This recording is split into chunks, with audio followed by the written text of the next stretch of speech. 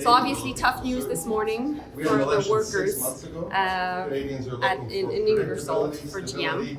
I had a conversation with the Canadian CEO of GM this morning. I had a conversation with the head of Unifor who represents the employees, and a conversation with Doug Ford and Vic Fideli, his Minister of Economic Development. So we've decided altogether that we would be creating a new response group, because we need to make sure that we fight for these jobs, that there are new models coming back to Ingersoll, and that GM has a bright future here in Canada. So that's what I'll be focusing on. So I think it's two completely different situations.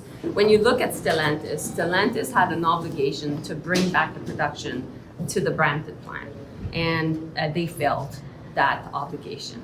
And so that's why we're putting maximum pressure on the company. And I was on the phone again with Unifor, on the phone with Doug Ford and Vic Fideli this morning to talk about how we would continue to push.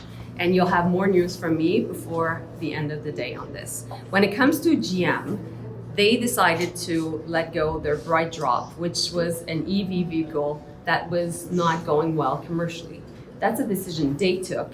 Of course, we'll hold them to account for any support we've given them to develop that model. But at the same time, we are creating a response group to make sure that we're bringing a new model, because 1,200 workers at the Ingersoll plant need to know that we're fighting for their jobs.